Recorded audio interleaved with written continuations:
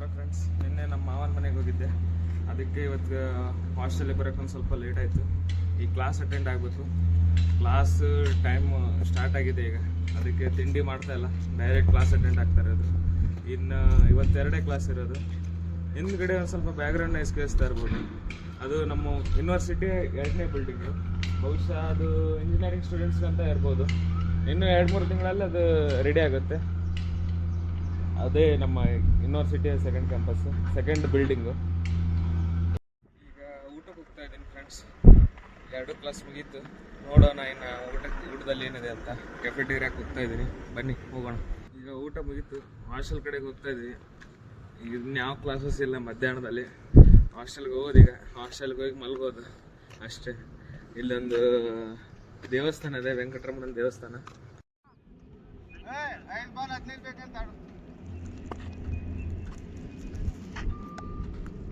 ಈಗ ನಾವು Chanakya ಯೂನಿವರ್ಸಿಟಿಯಿಂದ basketball tournament ಇದೆ, ಅಲ್ಲಿ ಹೋಗ್ತಾ ಇದ್ದೀವಿ.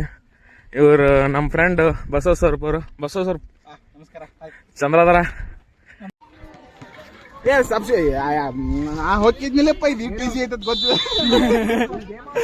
ಇದು ನೋಡಿ ಬಾಸ್ಕೆಟ್ಬಾಲ್ ಮ್ಯಾಚ್. ಇಲ್ಲಿ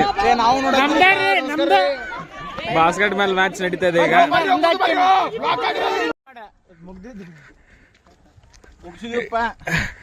ಏನ್ ಮಾಡೋ ಸೋತ್ರ ನಮ್ಮವ್ರು. ನಮ್ ಕ್ಯಾಪ್ಟನ್ ಸರ್ ಒಂದೆರಡು ಮಾತು. ಇವರ ನಮ್ ಪ್ಲೇಯರ್ ನೋಡ್ರಿ, ಒಳ್ಳೇದಾಗ್ಲಿ ಅಷ್ಟೇ. ಕ್ಯಾಪ್ಟನ್ ಸರ್ ಮಾತು. ಗೆಲ್ಲಿಸಲ್ಲಿ ದೇಶ ಒಳ್ಳೇದಾಗ್ಬೇಕಷ್ಟೇ.